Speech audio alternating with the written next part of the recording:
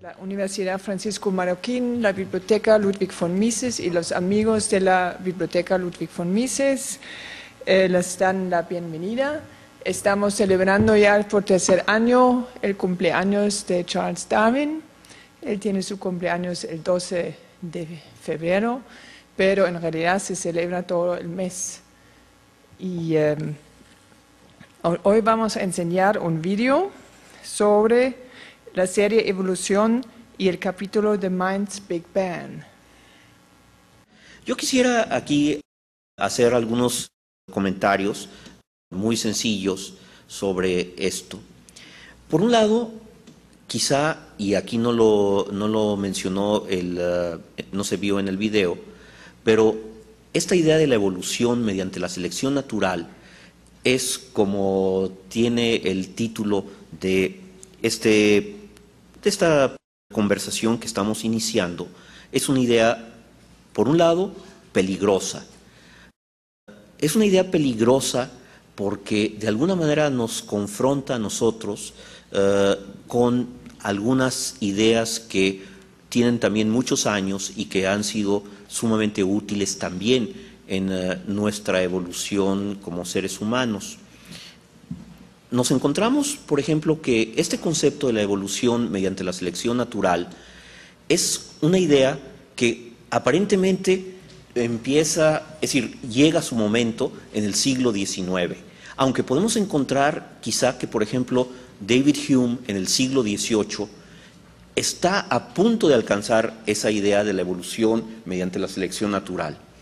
Ahora, ¿por qué en el siglo XIX, en 1858, de repente Charles Darwin, que había viajado 20 años antes había cruzado el Atlántico en el Beagle y que después estuvo en Sudamérica, en las Islas Galápagos, y trajo una enorme colección de plantas, animales, fósiles, y entonces se pone en su casa en Inglaterra a estudiar. Empieza a darse cuenta de cosas curiosas, sobre todo al ver las diferencias de las especies que son muy cercanas en las Islas Galápagos, pero que sin embargo tienen pequeñas diferencias o diferencias bien importantes.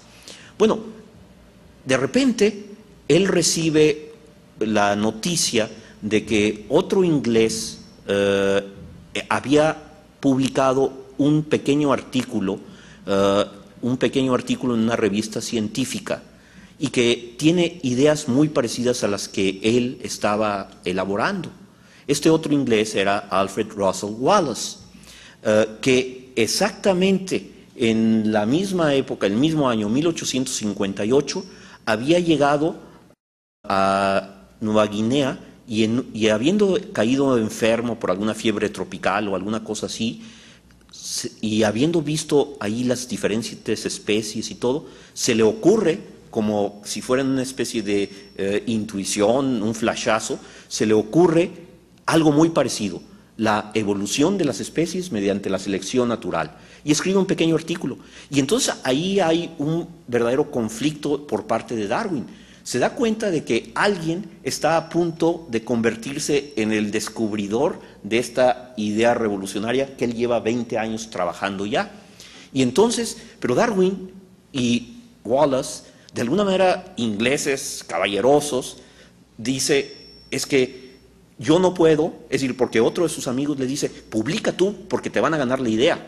Y entonces Darwin dice, bueno, pero no es justo. Entonces logra que se publiquen al mismo tiempo una especie de sumario, un resumen de la idea que Darwin estaba trabajando y del artículo de Wallace.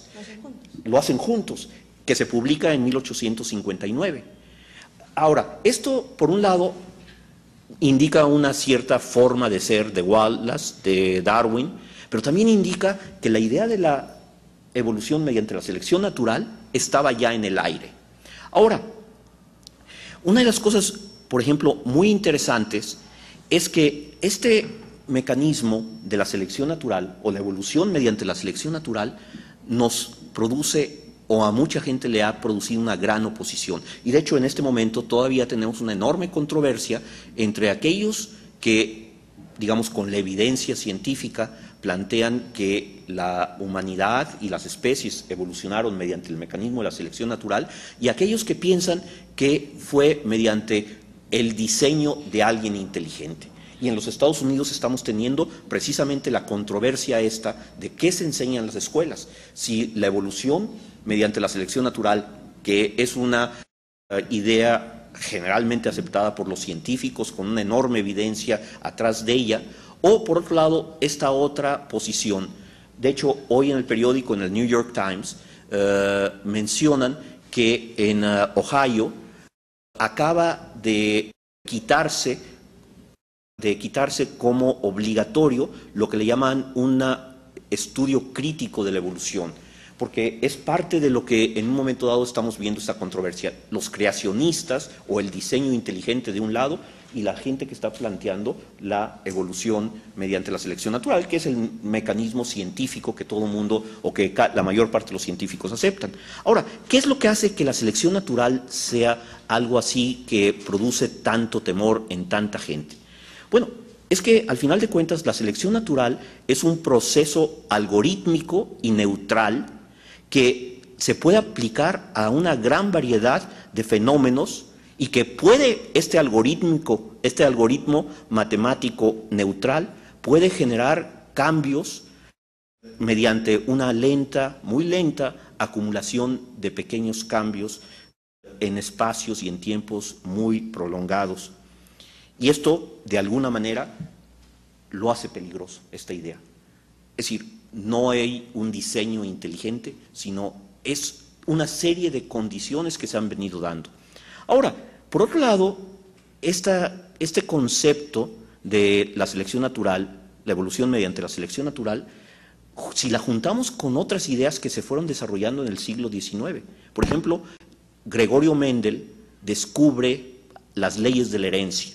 Podemos pensar que de alguna manera pone las bases de la genética, pero luego, en los años 50, 60, 70, nos encontramos a una gran cantidad de autores que empiezan a elaborar sobre esto de una manera mucho más precisa, mucho más científica, mucho más detallada. Nos encontramos, por ejemplo, a Richard Dawkins, que él pone en el centro de la discusión, en el centro digamos, de todo este proceso de tratar de entendernos a nosotros y a la naturaleza, la genética. Escribe un libro fascinante que se llama El gen egoísta, que finalmente nos dice: señores, señoras, ustedes no son más que máquinas que los genes utilizan para transferirse al futuro. Bueno, pero no solamente hace eso Richard Dawkins cuando habla del gen egoísta, sino que inventa una nueva ciencia, la memética. Y entonces lo que nos está diciendo Richard Dawkins es: no solamente existe un mecanismo replicador en los genes, sino que en la cultura nos encontramos con un mecanismo replicador también, que él le llama los memes. Y existe entonces un proceso parecido de transmisión de la cultura de unos individuos a otros, que aquí en la película nos plantea que es una de las cosas importantes que el Homo sapiens moderno tenía y que no tenía el Neandertal. Ahora, no solamente eso, nos encontramos un poquito más adelante a dos personajes, Leda Cosmides y John Tooby, que son los pioneros de lo que ahora llamamos la psicología evolutiva. Y por otro lado nos encontramos a otro señor, Edmund Wilson, que plantea, es decir, que empieza a desarrollar o desarrolla una nueva ciencia que se llama la sociobiología, cuya idea fundamental es la consilianza. Es decir, la idea de que ya no podemos trabajar separadamente las distintas ciencias, sino que tenemos que buscar la forma de integrar todas estas cosas. Y una cosa verdaderamente fascinante es que, de alguna manera, como yo decía al principio, David Hume, en el siglo XVIII, en Escocia, está a punto de llegar a las mismas ideas que llegó Charles Darwin y Wallace casi 100 años después.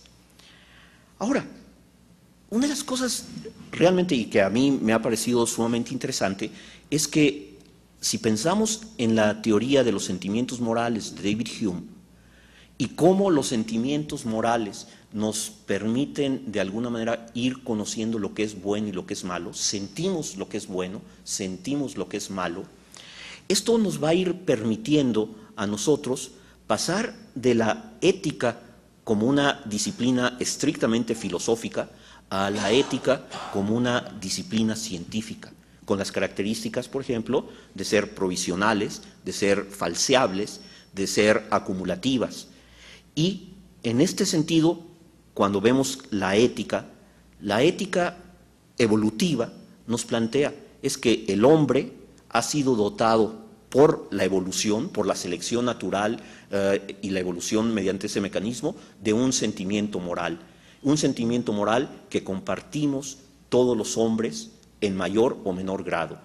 Y esto hace que la selección natural, la evolución mediante la selección natural, sea una idea, por un lado, tan fructífera, tan robusta, tan fuerte, pero también, en cierta forma, tan peligrosa. No sé si tú quieras agregar algunas cosas, seguramente hay mucho más que eso. Gracias, sí. Cuando me invitaron a participar de este foro y la idea era que la perspectiva mía como psiquiatra, yo hago trabajo clínico, y hablar de la selección natural desde la perspectiva de la clínica psiquiátrica fue muy interesante para mí. Y el otro día que estaba platicando con Roberto acerca del foro, le decía que me parecía interesante poder compartir con ustedes lo que se ha encontrado de qué sucedió con el proceso de selección natural y la forma en que se han instalado las dolencias mentales.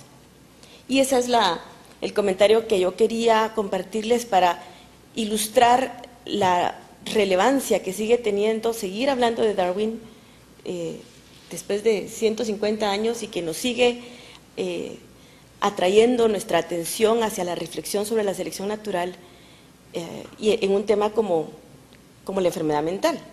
Y de eso es lo que yo les quiero compartir un poco. Para ilustrar mi comentario, quisiera, por ponerlos un poquito en contexto,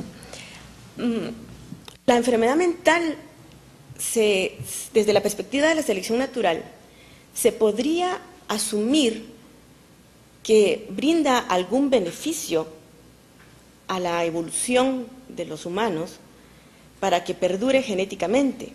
O sea, hay muchas dolencias mentales que tienen una contraparte genética y si en la actualidad persiste, debe ser porque representa alguna ventaja.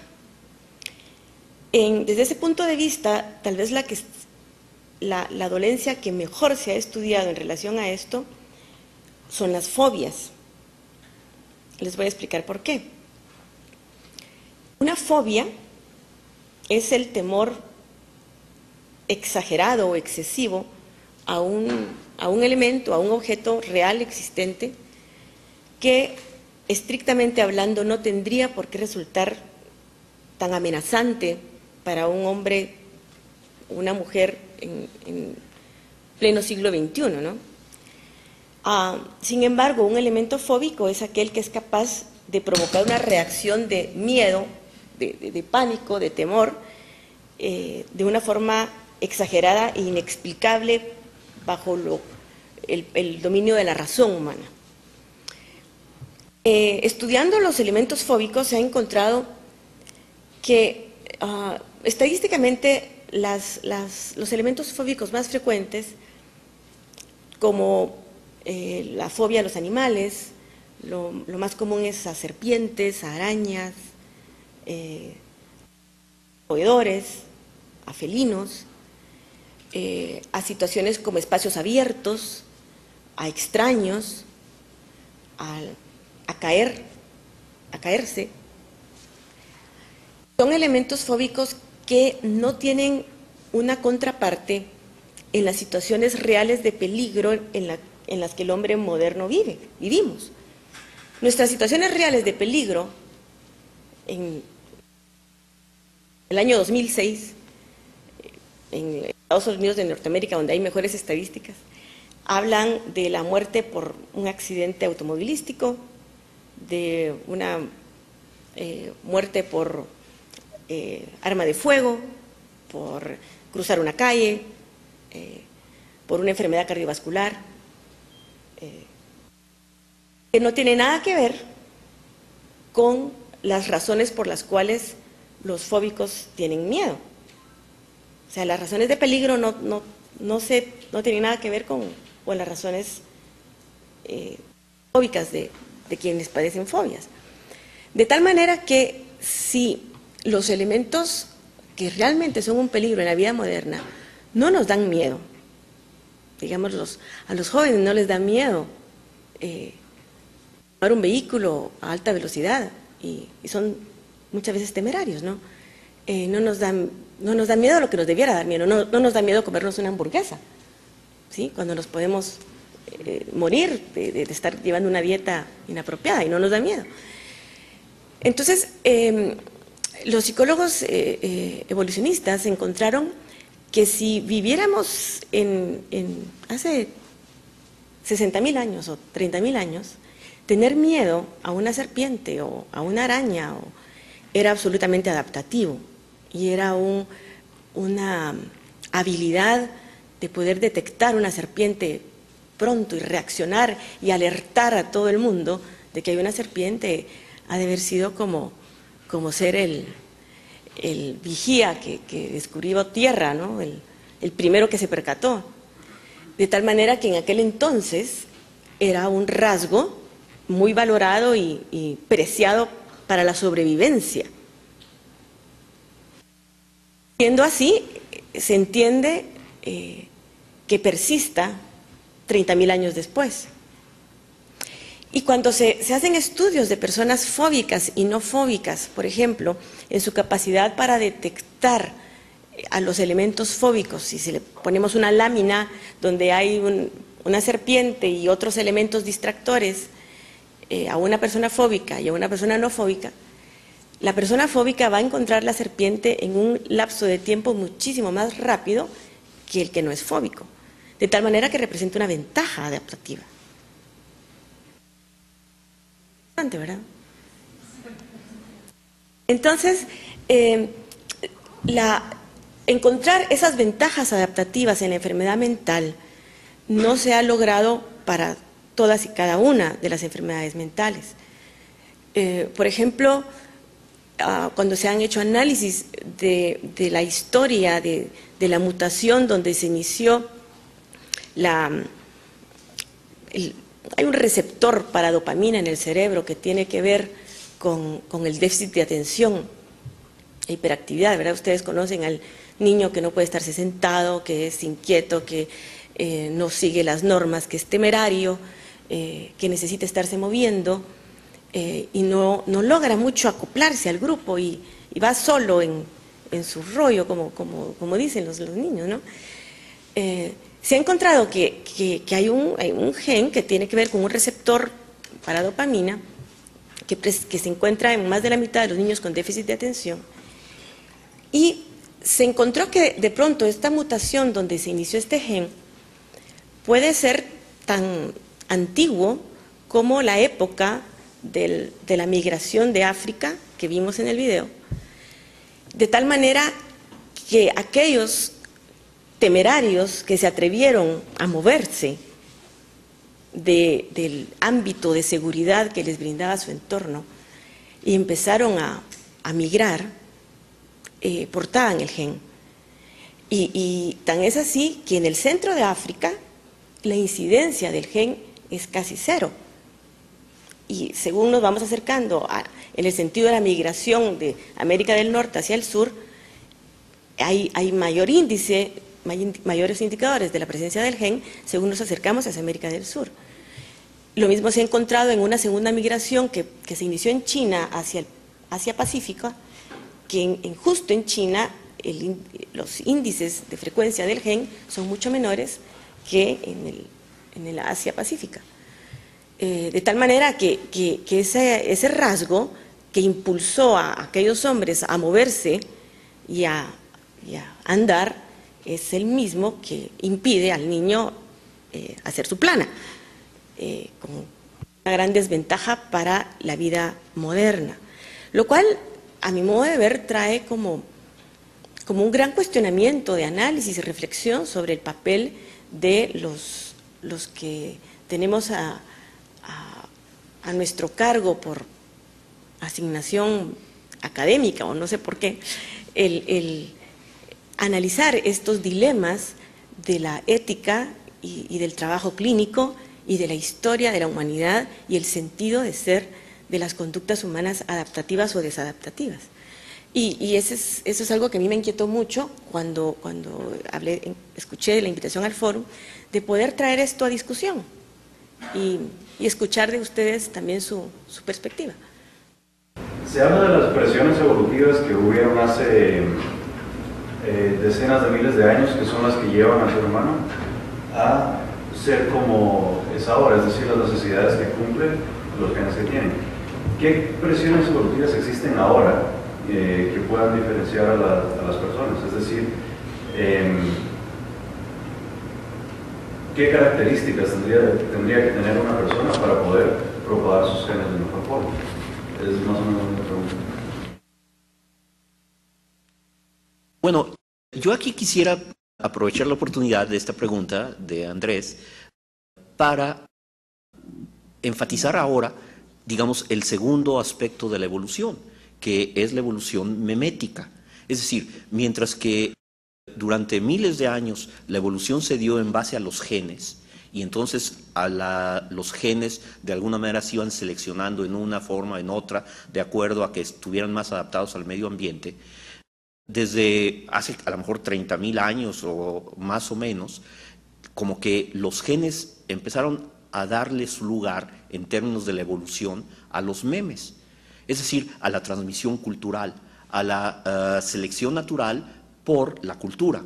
Y entonces nos encontramos con que aquí autores como Blackamoor, como Susan Blackamoor, que han enfatizado mucho la idea de los memes, no se diga Richard Dawkins, ¿sí? Ellos plantean como un nuevo replicador que está ayudando a que ciertas culturas sean más exitosas que otras, y entonces en este sentido como que los genes, es decir, ya no son quizá tan importantes en el proceso evolutivo de los seres humanos, sino que ahora parecería que los que tomaron el control son los memes, es decir, estas unidades mínimas de cultura que podemos transmitir y que de alguna manera, por ejemplo, el meme que Charles Darwin y Alfred Russel Wallace descubrieron y ha infectado enormemente a la humanidad.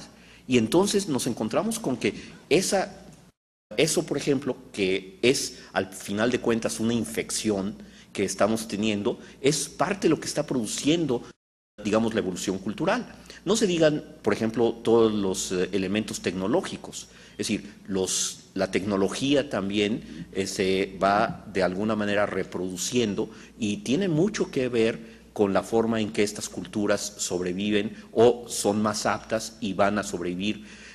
Esto lo podemos ver claramente como hay algunas culturas donde los memes han sido mucho menos exitosos y entonces son culturas relativamente atrasadas, relativamente poco exitosas.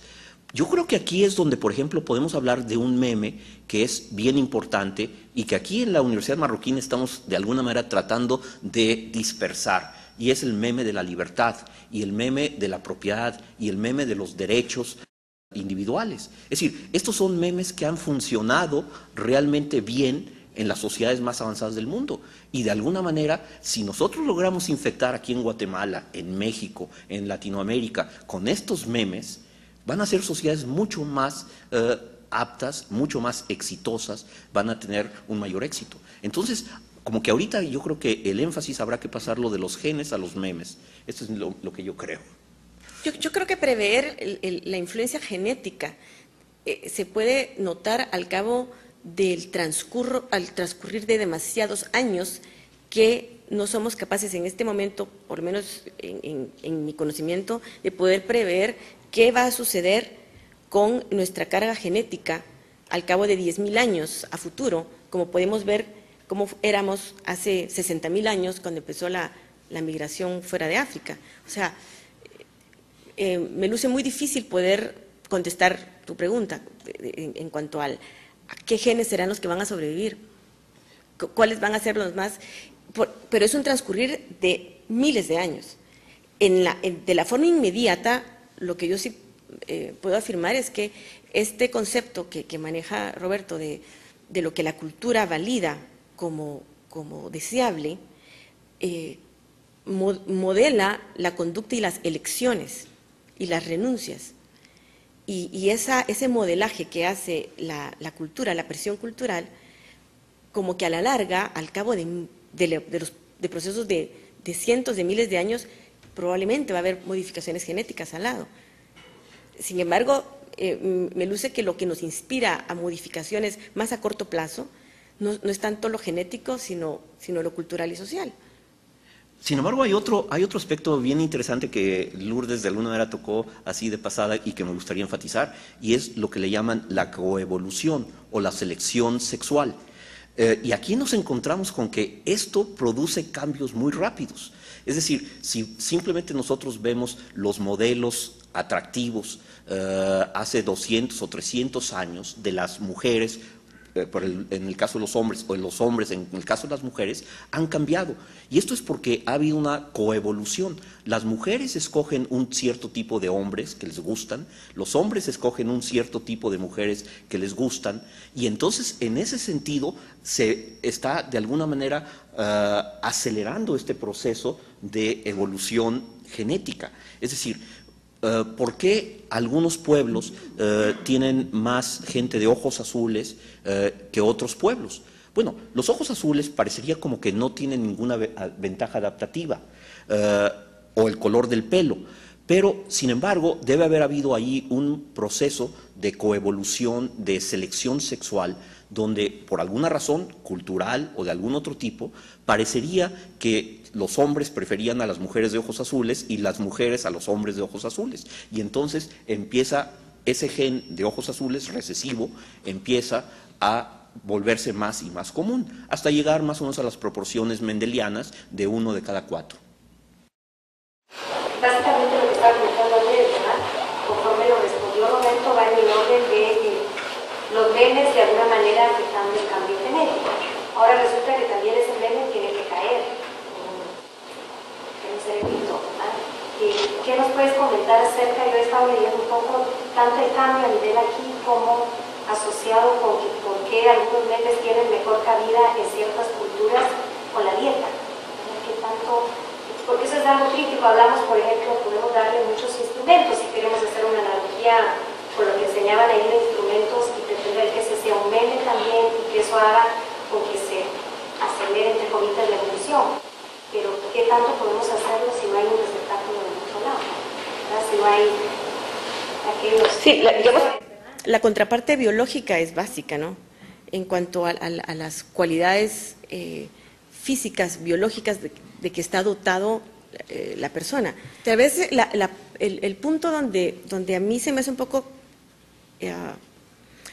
no lo veo tan simple, es porque la perspectiva nuestra viene dada de acuerdo a la cultura occidental como nosotros la concebimos.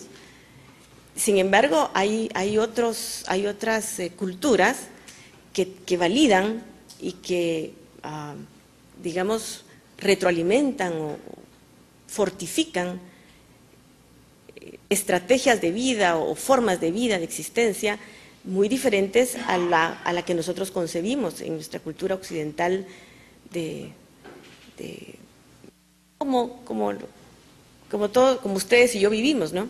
Entonces, el sustrato biológico viene dado por el estilo de vida que hemos elegido como deseable para nuestro nicho cultural.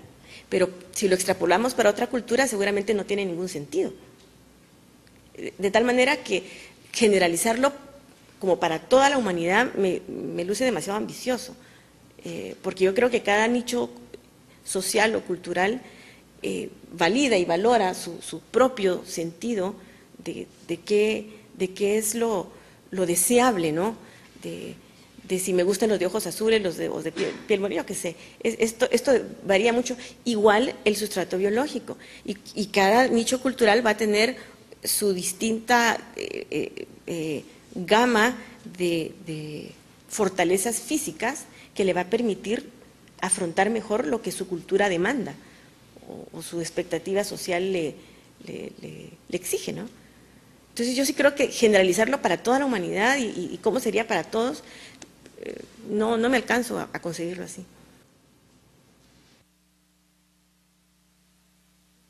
Sí, se sobreentiende casi de que el ser humano moderno es un hombre social, por definición casi.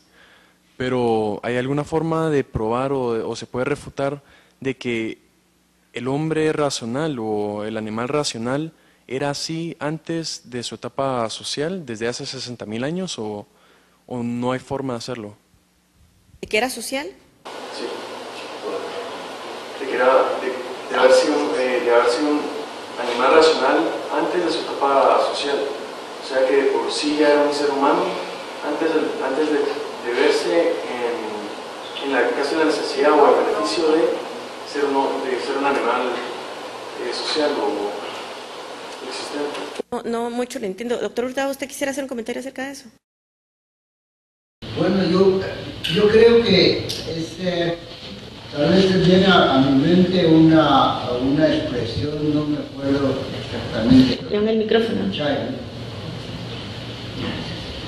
Una expresión de Gordon Childe, que fue uno de los que más se interesó por los orígenes de la civilización. Él llamó, en un libro lo llamó Los orígenes de la civilización, y él precisamente trata de describir cuáles son estos cambios y en qué momento surgen, pero también él fue muy cuidadoso, creo que es uno de los primeros arqueólogos que comienza a hacer lo que se llamó inferencias de restos físicos que se encontraron, y esto permite marcar como algunos puntos particulares que él los llamó revoluciones en la evolución humana. Y así él habla del paso, el momento que él dice no es a un campanazo, al sonar un clarín, que se cambió del proceso de trabajo de la piedra paleolítica que aparece ahí en la película, y pasó a la piedra pulida y tiene un mejor instrumento. Pero ese es un paso que ocurre en miles de años, y no se abandona una técnica vieja como para entrar en una técnica nueva. Y así él habló de una revolución neolítica y la perfiló exactamente, etcétera. Pero él también advierte con que todo esto son inferencias que cada día Gordon Childe escribió en la década de los 40. Actualmente hay unas cantidades de técnicas que los arqueólogos han aplicado la computación, han creado escenarios a través de computadoras, y se está llegando a probar muchas de las que anteriormente solo eran algunas hipótesis, ¿verdad?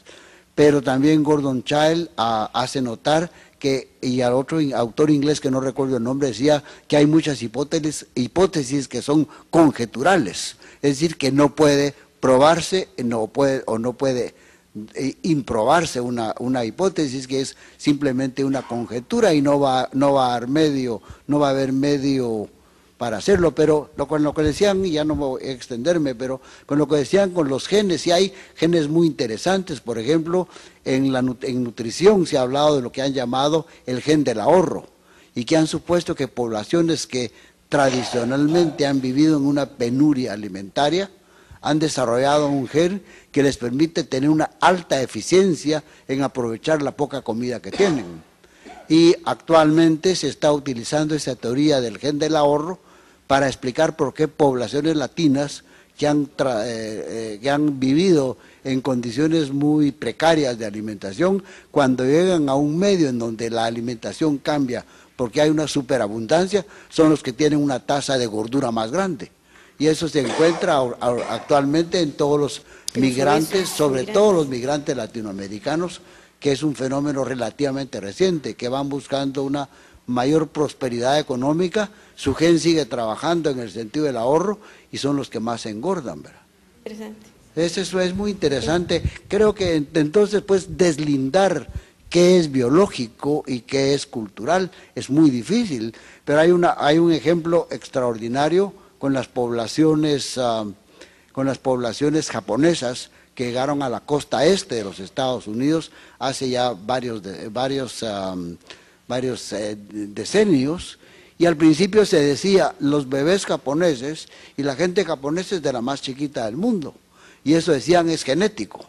Pero ¿qué pasó cuando estuvieron en la costa este de los Estados Unidos, cuando entraron a una serie de circunstancias más propicias para la vida? Comenzaron a crecer y en dos o tres generaciones alcanzaron los estándares de los norteamericanos, ¿verdad?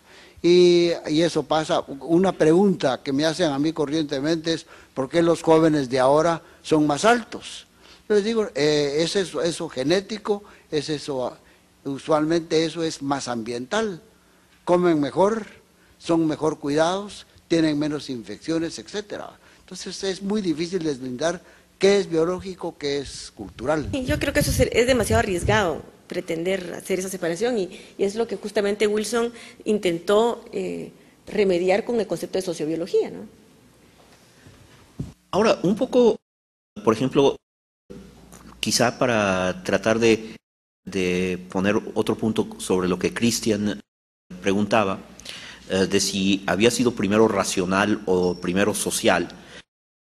Aquí en la misma película nos muestran cómo el hecho de que somos un grupo, es decir, formamos parte de un grupo, igual que los chimpancés, hace 6 millones teníamos un antepasado común según esto, el hecho de vivir en grupos y el hecho de tratar de imaginar lo que el otro está pensando y el hecho de tratar de manipular lo que el otro al otro mediante ponerme yo en sus zapatos, eso fue generando una mayor inteligencia. Es decir, de eso, de alguna manera, el hecho de yo tratar no solamente de ponerme en los zapatos del otro, sino ponerme en los zapatos del otro para engañar al otro, es una de las cosas que nos fue permitiendo hacernos más inteligentes. Y entonces ponen el ejemplo del niño de 3 años que todavía no sabe engañar y el niño de 5 años que ya aprendió a engañar.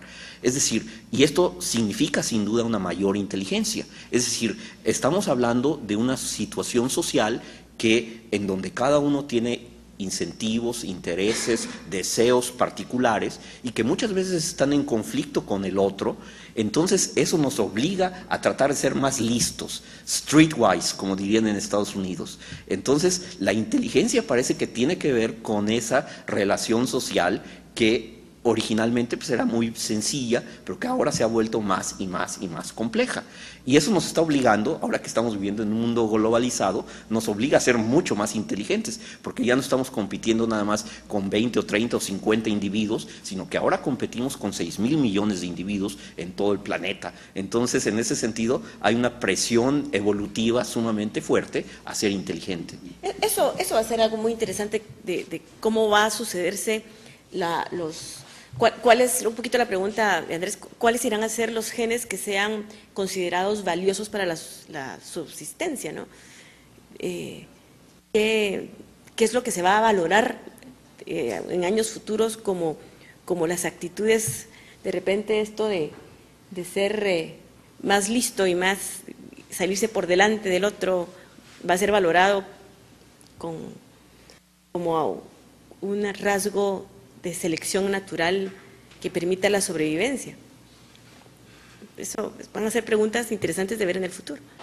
Bueno, también yo podría pensar en, digamos, los síndromes que se han conocido por deprivación social, por deprivación de estímulo, ¿verdad? Ya Spitz, un autor vienés, después de la no sé si fue Primera o Segunda Guerra Mundial, sí describió un síndrome que lo llamó el hospitalitis, y era el niño que estaba hospitalizado por largo tiempo, deprivado de estímulo, deprivado de una enorme cantidad de estímulos.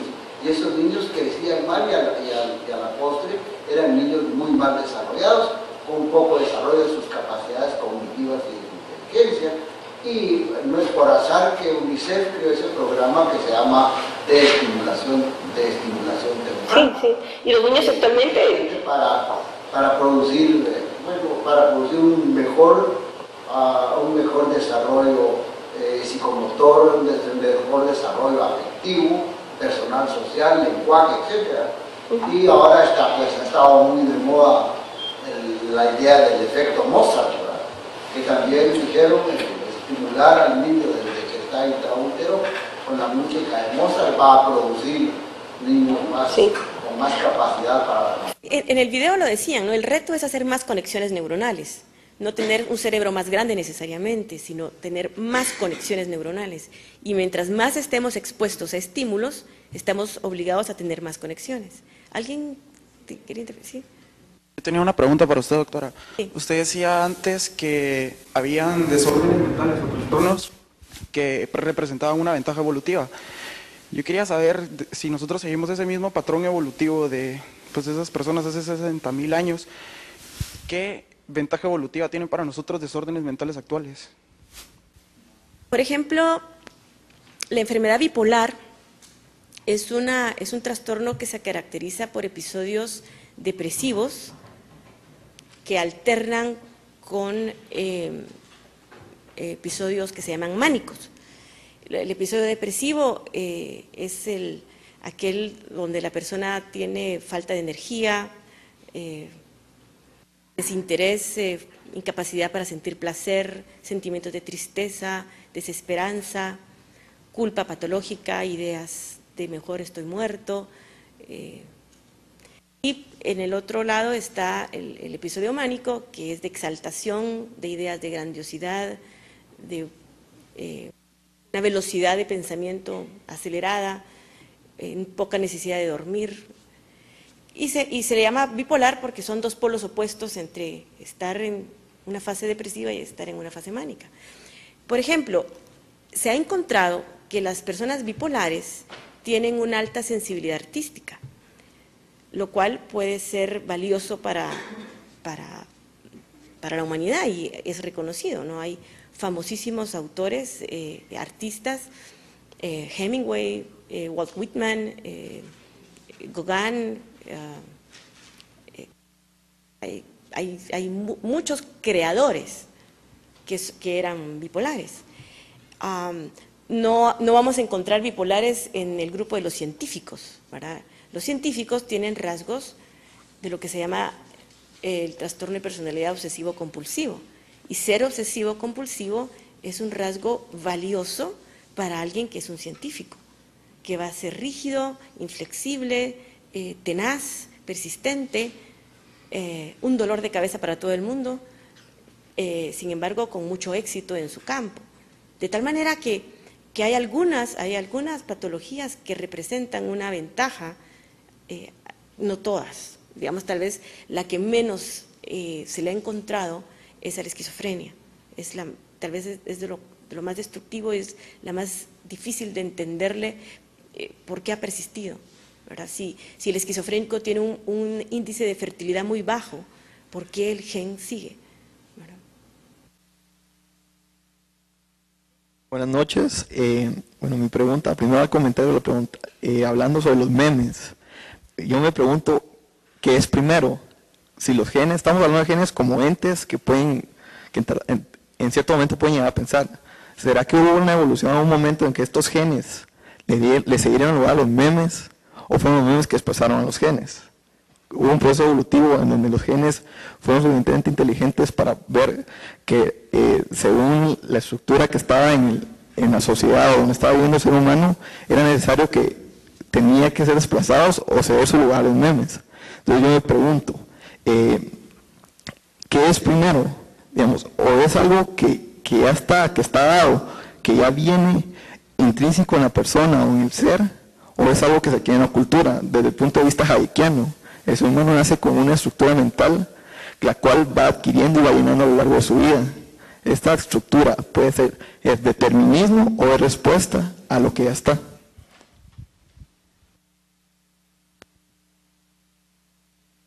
Bueno, de alguna manera yo había al principio señalado que esta idea de Darwin de la evolución mediante la selección natural es una idea peligrosa, como dice la invitación, porque la selección natural, y voy a repetir lo que dije, es un proceso algorítmico y neutral aplicable a una gran variedad de cosas que con el tiempo produce cambios acumulativos. Es decir, los genes no son inteligentes en el sentido en que ellos no saben lo que está pasando. Los memes tampoco son inteligentes. Es decir, en ese sentido no se les puede atribuir una voluntad y una decisión y un propósito teleológico ni a los genes ni a los memes. Es decir, son mecanismos, es decir, la selección natural es un algoritmo que permite que estos procesos se vayan acumulando con el tiempo. Ahora, lo que sí es cierto es que mientras los genes avanzan y van transformándose y van, digamos, logrando modificar, digamos, al individuo o a los individuos o a las especies, mediante un proceso sumamente lento, sumamente largo, de repente los memes tienen la ventaja de que son mucho más rápidos en su evolución. Es decir, de alguna manera, para transformar el cuerpo de un ser, se requieren cientos o miles o cientos de miles de años, mientras que los memes no tienen esa desventaja. Los memes, en cuanto que se transmiten de un cerebro a otro, ¿sí?, a través de la palabra, obviamente, o de la escritura, o de una imagen, ¿sí?, esos pueden modificar conductas, pueden modificar en el corto plazo.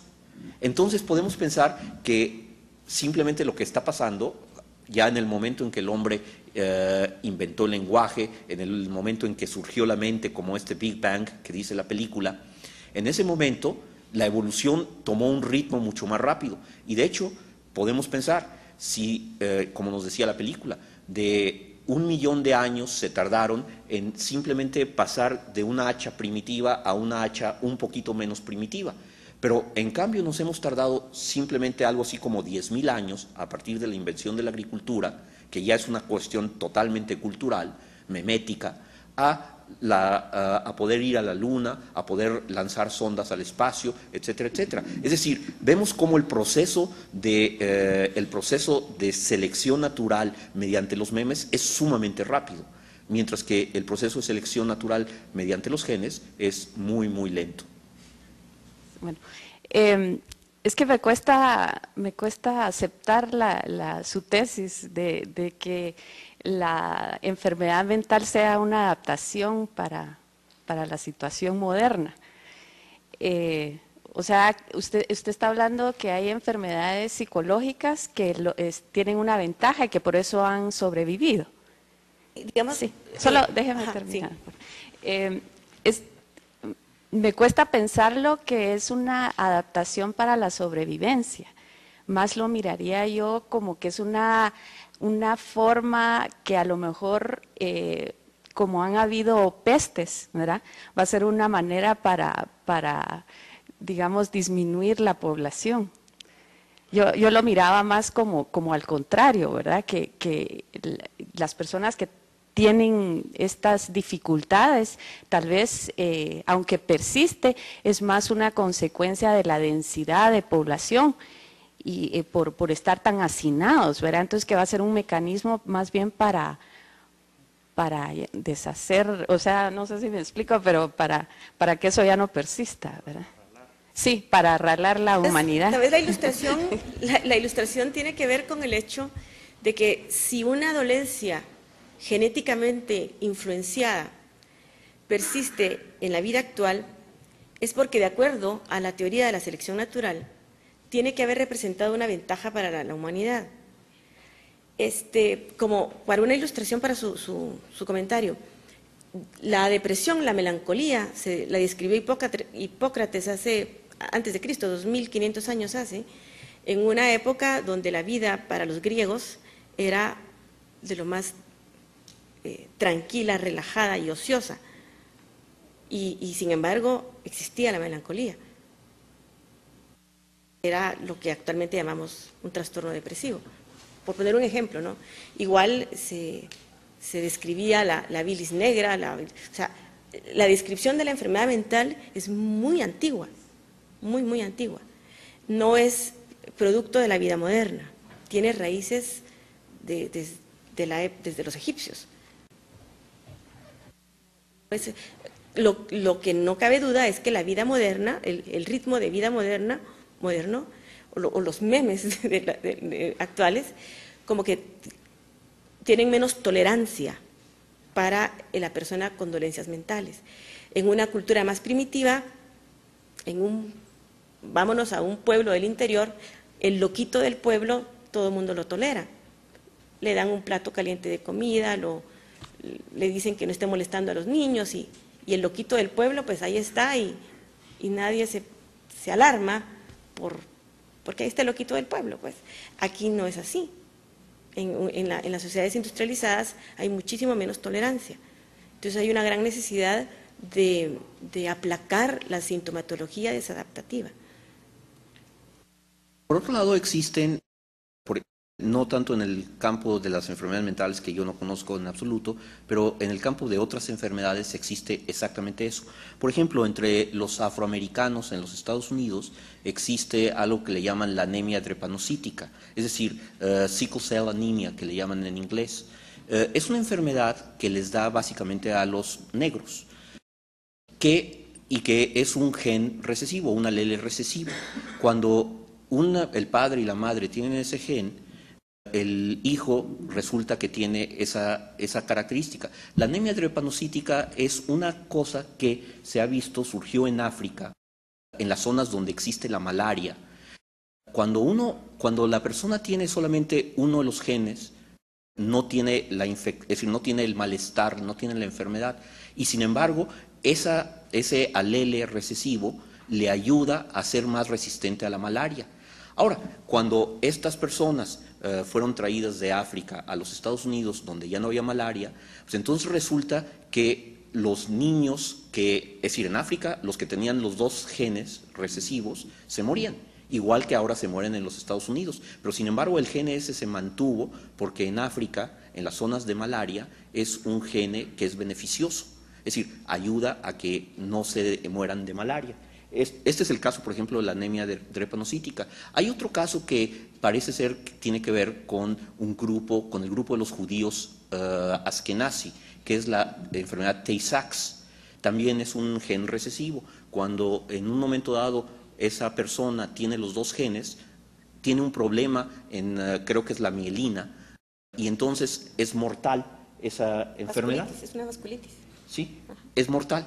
Pero cuando nada más tiene uno de los dos genes, parece ser que tiene ciertas ventajas también, y por eso se ha mantenido en una población sumamente endogámica como es la judía askenazi. Es decir, sí pueden tener ciertas ventajas adaptativas estas enfermedades. Son ventajas adaptativas a lo largo de la evolución del humano, estamos hablando de miles de años, no ventajas adaptativas para el día de hoy, para el aquí y el ahora. ¿Usted se refiere a que en una cantidad de tiempo determinada, pues esa ventaja va a ir aumentando y se va a ir identificando más en la persona o en el grupo, en el nicho ecológico, como dijo hace un rato y todo, ¿verdad? Entonces, se va a ir identificando más este alelo, este meme o lo que sea. Entonces, pero, es decir, ¿en qué momento se va a identificar esto? Si se supone que va a ir evolucionando y no va a presentar ninguna ventaja evolutiva para mí o para mi siguiente generación. Entonces, ¿en qué momento va a tener utilidad esto? De acuerdo a la teoría de la selección natural, ese gen va dejando de replicarse cuando deja de ser una ventaja adaptativa para la humanidad. Pero estamos hablando de evoluciones de miles de años. No se va a ver en la siguiente o tercera o quinta generación, se va a ver al cabo de miles de años. Entonces, de acuerdo al concepto de la selección natural, eso va a dejar de replicarse cuando deje de ser adaptativo. Va a desaparecer si es que hay una presión selectiva para eliminarlo. Pero si es, por ejemplo, puede haber enfermedades, digamos, que sean hereditarias, que solo afecten a la gente grande, por ejemplo. O sea, como el Alzheimer, por ejemplo. O sea, eso no le va a reducir su capacidad reproductiva. ¿Ya? Y entonces esa enfermedad va a persistir mientras la gente viva, o sea, mientras la gente se muera de viejo, pues. A no ser que la esperanza de vida vuelva a bajar, digamos, como era hace 200 años. Entonces, o sea, podría tener efectos negativos para el individuo y sin embargo nunca desaparecer por razones deportivas, por protección natural. Una enfermedad que solo afecta a los viejos, pues va a persistir. No va a desaparecer definitivamente. Y por otro lado, debido a los avances médicos, nos encontramos con que hay personas que antes por alguno de estos genes se hubieran muerto y no hubieran sido capaces de reproducirse, que ahora no se mueren y sí son capaces de reproducirse. En ese sentido, digamos, hay una presión social o una presión selectiva desde el punto de vista social por las ventajas de la tecnología médica para mantener genes que son desadaptativos.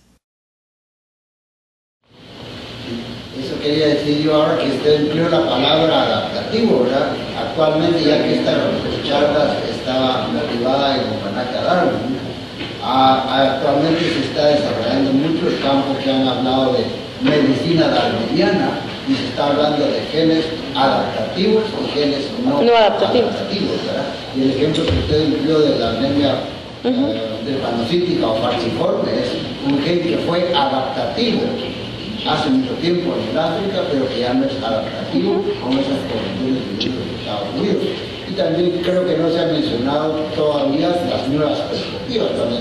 Un gen va a desaparecer probablemente ahora que se conoce el fenómeno humano y que se está hablando de ingeniería genética, probablemente muchos de esos genes van a desaparecer artificialmente. La ingeniería genética es lo que pretende. Que esa sea la forma en que se modifique los genes que proveen de rasgos desadaptativos. Yo quería hablar un poco acerca de la moral, que existe un neurobiólogo que se llama Lucretius, que hizo un experimento que dice que hace mucho tiempo, cuando la moral deontológica existía, nació, las personas tomaban las decisiones mucho con un área del cerebro que se basa bastante en las decisiones. Ahora existen 3 características que son fundamentales en la área del ser humano, que es que vive en sociedad y por lo tanto las relaciones son un poco más irracionales. Y segundo es que todas las personas, al ser racionales, hacen un cálculo económico y que por lo tanto basan todas sus decisiones en lo que es costo y beneficio. A raíz de eso se ha creado un nuevo lóbulo frontal, según este neurobiólogo, que es a través del cual se toman las nuevas decisiones morales. Entonces viene a ser una decisión moral, ya no viene a ser respecto a lo que las emociones, sino que respecto a los cálculos de beneficio que tiene, por lo tanto relativista y determinista. Entonces mi pregunta es que si la evolución genética está a través de nosotros mismos, al decir que la vida es igualmente valiosa para todos, por lo tanto igualmente sacrificable a la hora de llegar a una decisión, a la hora de sacrificarse. Por lo tanto, la evolución genética está funcionando en contra de nuestra sobrevivencia a largo plazo. Bueno, con el comentario del lóbulo frontal, no es que se esté creando, es que se hacen conexiones neuronales nuevas, ¿ok? Sí, o sea, ahora, de acuerdo al concepto básico de la selección natural, si hay un gen que es capaz de causar una destrucción sobre nosotros mismos, tendría que desaparecer, de acuerdo a la selección natural que prevé la sobrevivencia de la especie. Ese es el concepto, ¿no? Mi pregunta es que están los dos conceptos funcionando a favor de la supervivencia de la especie, pero se contraponen y al final funcionan en contra de los mismos conceptos. Nosotros al decir que nosotros al decir que la vida vale, o sea, deontológicamente, entre una moral deontológica, al decir que el valor de la vida es absoluto, y teniendo adicionalmente en el óvulo frontal es esta herramienta que es el cálculo económico, porque simplemente lo usamos todos los días, se contrapone, porque entonces podemos nosotros venir y decir que la vida a la hora de nosotros llegar a una toma de decisión de sacrificarla es igualmente valorada, que antes al ser emocional no era así. Yo tengo mis dudas de que el hombre pueda llegar a ser así de racional y desconectar su lóbulo frontal de su sistema límbico emocional.